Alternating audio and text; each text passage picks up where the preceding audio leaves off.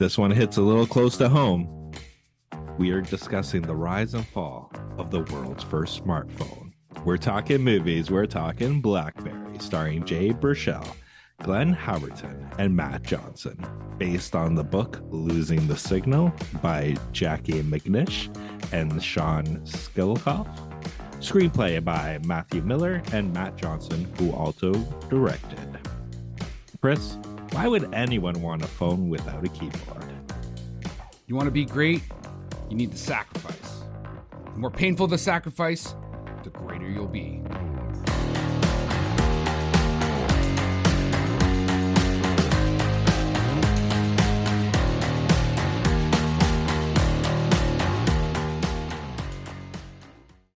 Oh, Blackberry, Bamaram. Oh, Blackberry, Bamaram. Or maybe I'll go, Waterloo, Waterloo.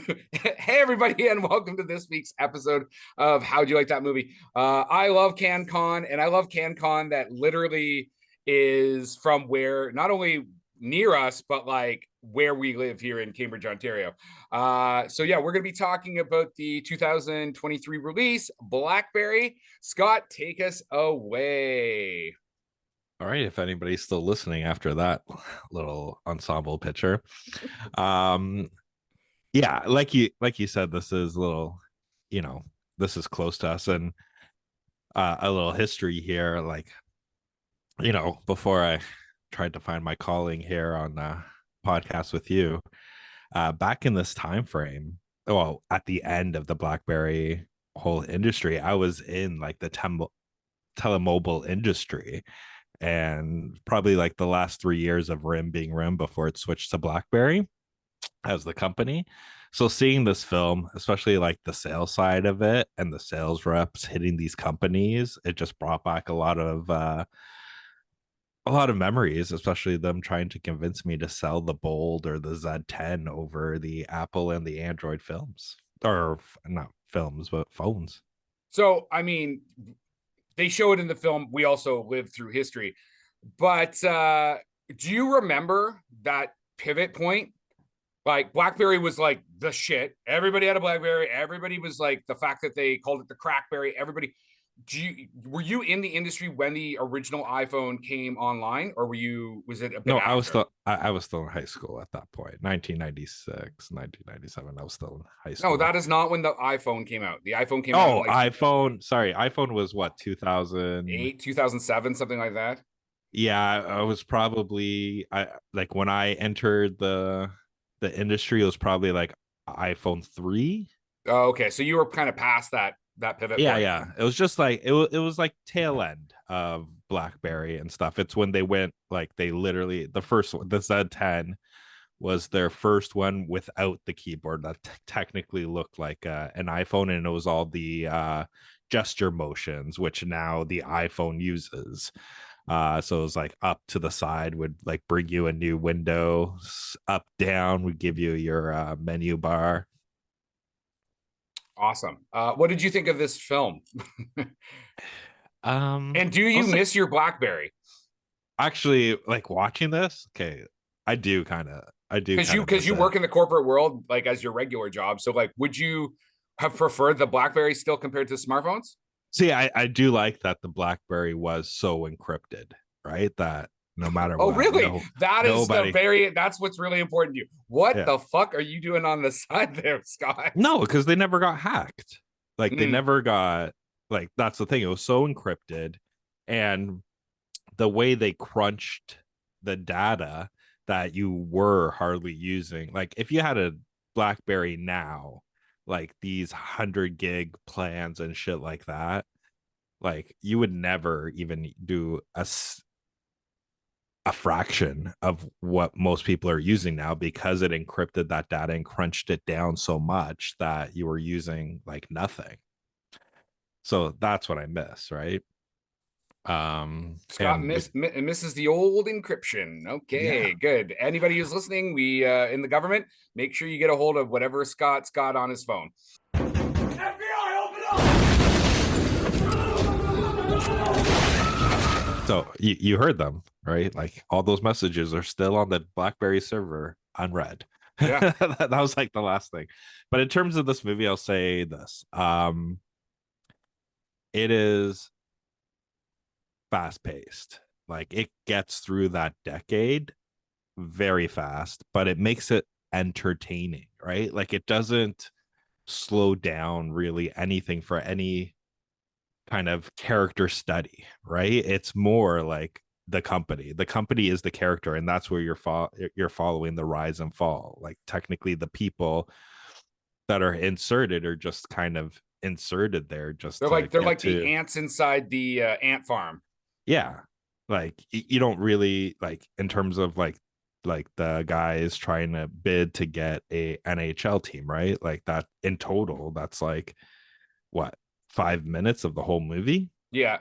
And that's when So the fan. that's Jim Baselli. I probably butchered his name. He's got a fucking school of business basically at the University of Waterloo now. He Mhm. was played by Glenn Howerton, who did a fantastic job. Actually, I think his acting as a lead was the best in the whole film.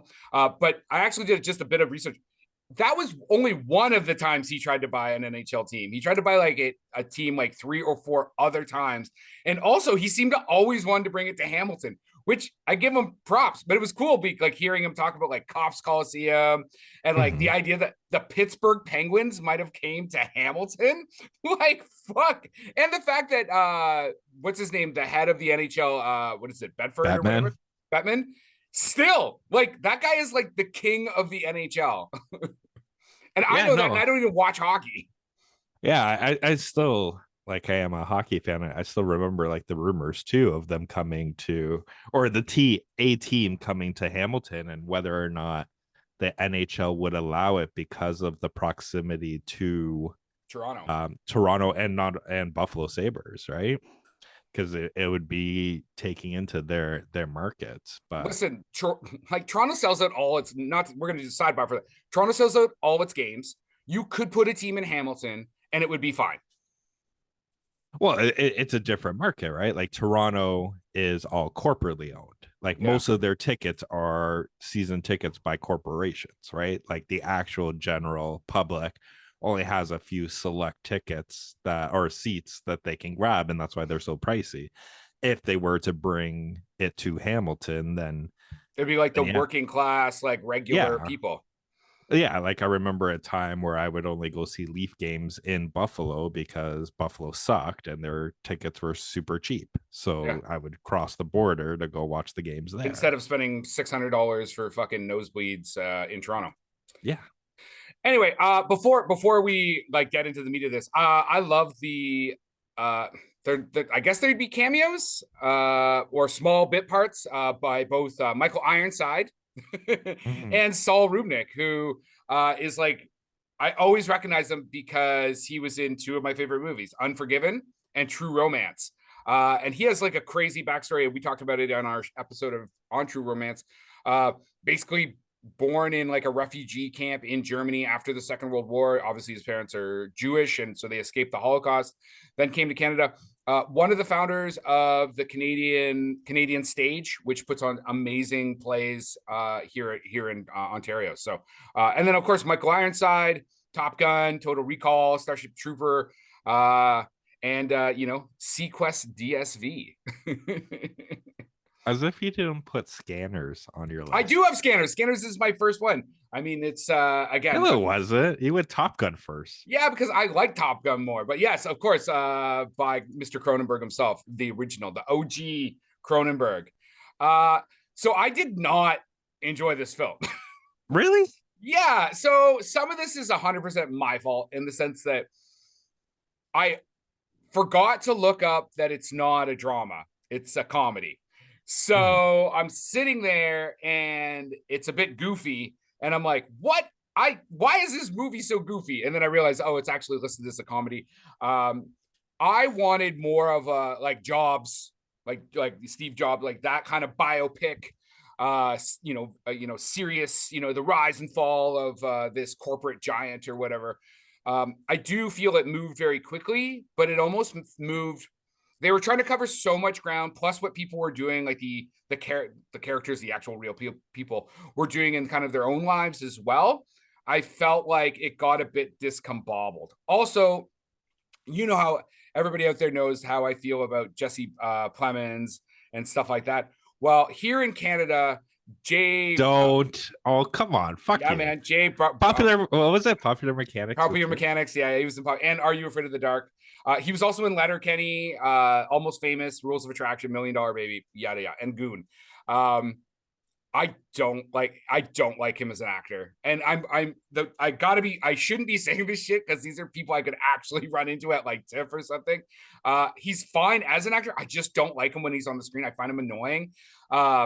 Which made his portrayal of Mike Lazaretti's, like, I felt like it was a caricature.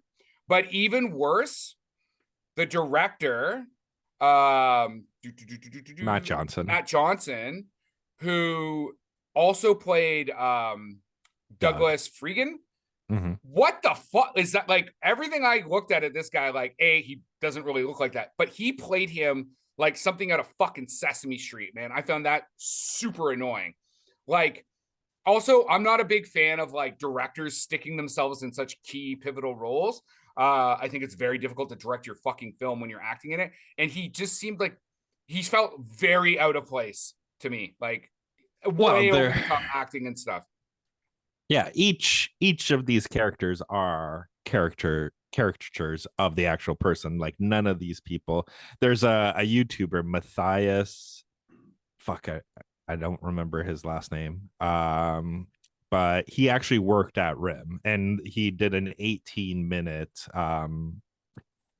review of just the trailer.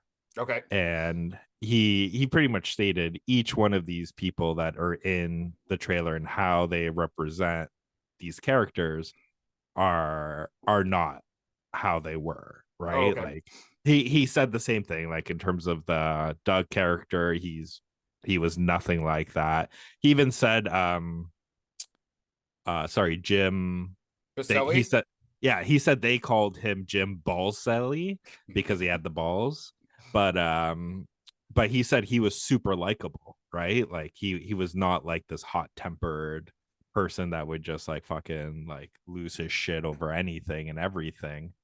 Um so they're, and same with the person that Jay played, Mike Mike, who, Lazaretti's. yeah, who is like a Greek immigrant guy who never wore glasses. But he was saying like these are just like, if you look at it as just a character and they're just trying to tell kind of like the most over the top story they could to make it funny Fun kind of and thing, entertaining. right? Yeah. I mean, that makes a lot of sense. Again, like, I think that the Matt Johnson probably shouldn't have cast himself. He should have casted someone else and focused on the filmmaking aspect. I also really didn't enjoy the kind of camcorder-esque aspect. I can't even remember if it was through the whole film, but there's like big chunks of it where they're trying to shoot, like, make it feel like you're watching it through like a 90s camcorder. I mean, the DP on this is Jared Raab. He worked on The Dirties and Operation Avalanche, which are all Matt Johnson productions or whatever. And it just felt fucking cheesy. Like, it felt so cheesy. I'm 100% in the minority here, though. Like, it hasn't been reviewed as much as, like, a proper big budget film is, but like 98% from the critics, 93% from the fucking audience. I was just like, I don't know if you guys watch the same fucking movie as me, but No, like for me, like I and think, it got into Berlin as well. It got yeah, into the Berlin Film Festival. So like I enjoyed it mainly for because it is like a satire, right? Like hypothetically, if you took out the name BlackBerry and you just made this about, a made up company just trying to start, you'd be laughing your ass like off, if you called right? it Startup or something like that. Yeah, which I'm pretty sure is already a title of a Yeah. movie. But anyways, um, Oh, it's Silicon Valley. I'm pretty sure that's a TV show. But anyways, but that's the thing, you'd get way more into it. I think because if I could think why you don't like it, because it's so close to home, um you're probably like, no, it should be taken seriously and everything like that. But to me, I think what made this work so much is because it wasn't like Jobs or anything like that. It was like, um like technically like More Monty like Office Python, like Space or The yeah, Office or like something like that. Yeah. just fucking doing a biopic, which it is a refreshing take on a biopic, right? Yeah, I could see that. What I found interesting is that Jim Basile used to be like the chief operating. I think he was the chief operating officer for Sutherland and Schultz, and I'm like, I know him. I know him. like I did work for Sutherland Schultz when I like as a tradesperson. Like it was just crazy to see these places that like remember Sutherland Schultz? I nobody out here there is gonna but like Sutherland Schultz was like just up by like where Toyota is. You'd go over the bridge, it would be on the right hand side. It was a massive building. So On seeing Speedville, these yeah. so seeing all this stuff, it was so crazy because we never see our hometown really on screen. When it is used, it's something else. Like we're from Cambridge, so if you've seen Handmaid's Tale and you know the wall where they hang everybody, that's right by our house. Like, but it's Gilead, it's not Cambridge. We do other stuff at that bridge and that wall. So Chris hangs something else over it. yeah, woo. But Go ahead. yeah, Go ahead. like seeing the Waterloo Water Tower, I thought was kind of awesome too, right? Yeah. But yeah, like like to me, it was enjoyable, right? Like you take it with a grain of salt because it is not historically accurate, and it is more for satire, but it was fun. Like it kept my interest. I enjoyed. I laughed a couple of times, right? Like yes, it is. What's the word that I made up? Deprecating, self-defecating Self-defecating. towards Canadians, but it was still like a fun time to watch, right? But that's almost like Canadian humor often is self-deprecating. You know what I mean? Like we're very fine. Like we're totally fine with poking a finger in our own eyes. You know what I mean? Yeah, like the little nitpick, like, oh, I told you that I thought you told me you had the best engineers in the world. No, the best engineers in Canada, Yeah, right? And then that's you get second place there. I actually really did like Glenn Howerton, who's from like that '80s show. The big show people know him from is It's Always Sunny in Philadelphia. He's on another show called The Fugitive, I guess is like a limited series, as Jim Basile. So my quote is actually about that.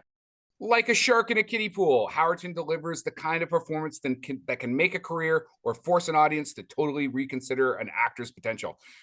I didn't even, first off, I didn't recognize him. And like the prosthetics with the like the making him bald, like he's not an old guy. Like I think he's in his like 30s or something like that. They made like he totally transforms into the real person. You know what I mean? Aesthetically, at least.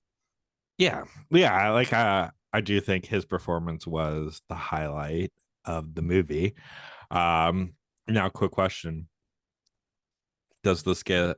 And I know because you sent me on our messenger, like you know, the predictions for best actor.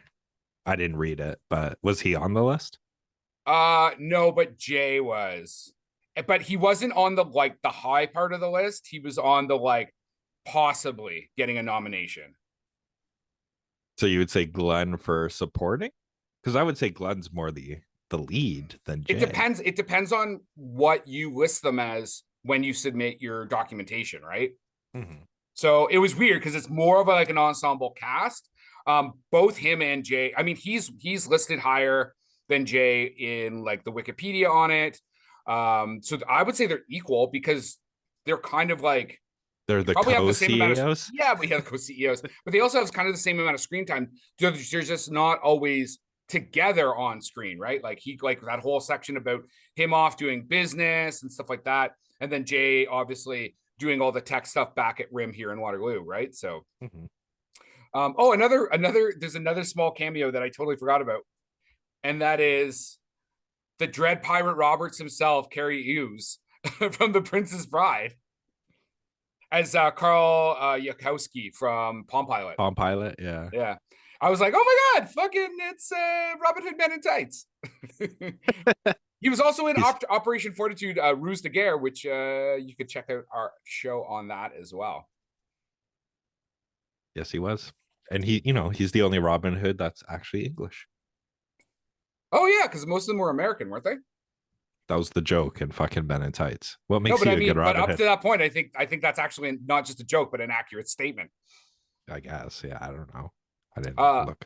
yeah, you don't follow a lot of Robin Hoods. So this thing it's got a running time of 2 hours. Felt fine. Like I think length was fine. I mean, I think I was just more angry that it wasn't this serious drama that I thought it was because I couldn't bother to like look at the information. But It even has, the fucking trailer is just jokey as shit. yeah, but that's the trailer, right? You think, wow, we're gonna get into the meat of this thing. It's got a budget of 5 million and it did a box of 2.6. I think it'll do well in streaming. I think 2.6 million for a film like this at the box office is pretty good. So that 5 million is, in my opinion, a bit deceiving because this film took advantage of a lot of the grants that you can get up here in Canada. So it had the Ontario Creates, Telefilm, the Media Fund. So they would have gotten both money and tax credits directly given to them. So I don't know if that budget is including the tax credits or if that was like the cash that went out, which means they could have gotten like 50% of that money back for their investors just on tax credits, or 40% or something like that. Sure. So it may actually have broken even. I mean, there wasn't a ton of media behind it, so they probably at least broke even. They may have even made a little bit of money already with their box office. So it's definitely done. It's done a really good job of raising the profiles of Matt Johnson as a director and his co-screenwriter and producer Matthew Miller. They have their little production company, and they've both been signed by like CAA out of Beverly Hills or out of Los Angeles. So they will go on to do other stuff because of this film, regardless of the financial side. And even like the fact that we're talking about Jay, how do you say his last name? I don't know. Baruchel? Barshall? Yeah. The fact that, IndieWire and other trade pubs are talking about even the idea or notion that he might get an Oscar nod is huge for this guy, right? Like, yeah, he's been in a lot of stuff, but he's more of like a indie darling. He does a lot of stuff with Seth Rogen as another Canadian. I know they probably They're all friends. Yeah, They all grew up. I think they all like came up together. But fuck, what was I gonna say? I don't know. What were you gonna say? No, what were you talking about before this? And then you fucking kept on rambling. I had something I wanted to bounce off of. Well, I was talking about the tax credits. I was talking about the acting, stuff that you would talk about on a movie podcast, Yeah, budgets, I don't know. return on investments, cinematographer, those types of things, Yeah, I don't remember what I was gonna say now. So do you recommend it though? Down. I do. I think it is fun. It is in terms of entertainment wise, like you'll get a little bit of history in terms of that. And that's what I was gonna say. Sorry, it just came to me. I think the one missed opportunity on here was actually the BlackBerry company itself and not re-releasing one of these phones, because now they've gone away from cell phone, like, and they're just a software company. Hardware. They're just a software company now. But I think in terms of especially like promotion for this movie and everything like that, if they had a limited edition like fucking BlackBerry Bold coming out, I think it would have done well. Yeah, I mean, that's the best kind of marketing. I mean, I wonder what the increase in sale for the Nike Air Jordan has been since the release of Air. Which you can also check out our show that we did on that as well. Well, I'll say this: like, it's like the summer of biopics.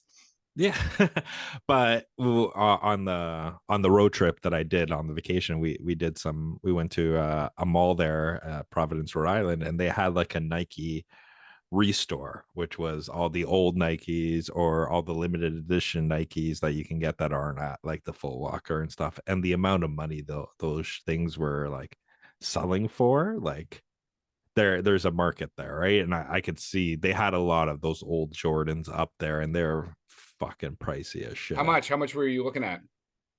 It would range from 500 to 1,000, man, for a pair of running shoes. For a pair of running shoes. A pair of old running shoes. I don't know. Yeah, I don't know. Like there was some that said they were worn, and those were only $100, and other ones I guess weren't worn out, like weren't worn Yeah, and were new. But those were the super fucking high pricey ones, and I'm a fucking lonely Canadian with you know, no money. I can't afford this shit. Help me, I'm poor. Please like and subscribe. Tell all your friends. We need Scotty needs a new pair of running shoes.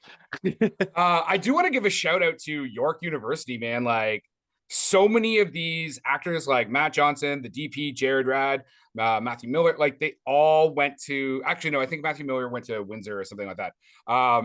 Went to York in their filmmaking program. So clearly, it's like the closest thing we have, definitely here in Ontario, to like the Tisch School in New York or something like that. So good on them. Also, to all the guys that did start RAM, like and Jim Basile and Mike Lazaretti and stuff, they're still fucking rich. So even though this company like tanked and they basically ran it into the ground, like they're all worth $1 billion plus still, or 800 million.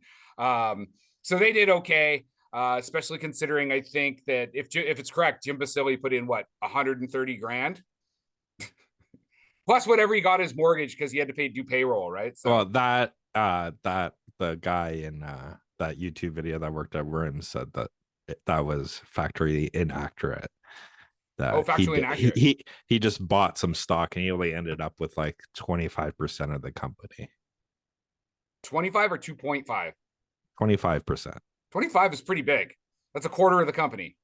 Yeah, but in the fucking movie, they were saying he was getting 35 and like all that shit. Like okay. he was right, but he Still, didn't really have that 25% of BlackBerry at the top of its game. I think it was like an $80 billion company or something like that. That's a lot of fucking bread, man. Yeah, one day. Yeah, man. I mean, listen, it's Canadiana. It's pure CanCan, like from the director to the screenplay to the subject matter. This is like a 100% maple syrup kind of film. You know, definitely check it out. I would wait. No offense to the guys. We hope to actually have them on the show at one point. So I don't want to be too much of an asshole here. Wait. Too much of an asshole before you're saying I can't stand this guy? I couldn't stand him in the role. You just said it in general, like it's acting. Yes, acting was not good. It was not good. He's a director. Wait, hey. Directors should just stay the fuck behind the camera most of the time. But I would just wait. Like this is gonna be on Crave or it's gonna be part of Amazon. Like it's gonna get picked up. It'll be interesting to see how many like awards that it maybe does. I know it also went to South by Southwest and got some nominations there. So like good on them. Like local boys make good. I look forward to seeing what else these guys bring down. I'll make a prediction right now. Go Ready? do it. This movie sweeps the Canadian Screen Awards. It sweeps it. So actually, and that was something I meant to do and I just didn't get around to it, is I wanted to check to make sure it's going to qualify, because the Canadian Screen, and I actually downloaded their rules and regulations and I was going through it yesterday. The Canadian, because I listened to an interview with Matt Johnson on Canadaland, and he was talking about his other films like The Dirties and stuff like that, because they had gotten funding out of like, you know, private investors and stuff like that in the US. They weren't they didn't qualify for the Canadian Screen Awards. He's like, so we'd have these films that would go to Sundance. Like he's had a couple films go to Sundance that didn't qualify for like Genies or Geminis, or I can't remember which one was which, or when it became the Canadian Screen Awards. So I don't know. I mean, it does look like it was telefilm funded. Well, it was telefilm funded. So I'm thinking that it means it should have been okay, but it would be interesting to find out that, nope, this film that's kind of like the hottest Canadian film right now doesn't go to the Canadian Screen Awards, and then some fucking bullshit fucking film from Quebec does, because it's Quebec, and that's just how I was gonna say, why do you gotta like you just fucking pounce on everybody, eh? You can't just say some other film, you know, makes it. You're just like, well, listen, we're gonna be doing a show about the motherfuckers. Canadian Screen Awards, and I'm gonna be laying out some of my fucking opinions on just the way this whole thing is structured. This year's Canadian Screen Awards was a fucking shit show debacle. Go check it out on YouTube. I think like 6 people have watched it. All right, so What? The YouTube of the Canadian Screen Awards, their red carpet, and for everybody else, I just air quoted there. So The Canadian Screen Awards should be better. It's not. And a lot of times it's because the films they let in are not necessarily the best we have to offer, because they basically handcuff Canadian filmmakers. It's like, do you want to make a good movie with a good budget, or do you want to go to Canadian Screen Awards? So there you go. And that is our wrap for the day. Please like and subscribe to this podcast. Tell your friends. If you want to get a hold of us, reach us at the www.howdyoulikethatmovie.com.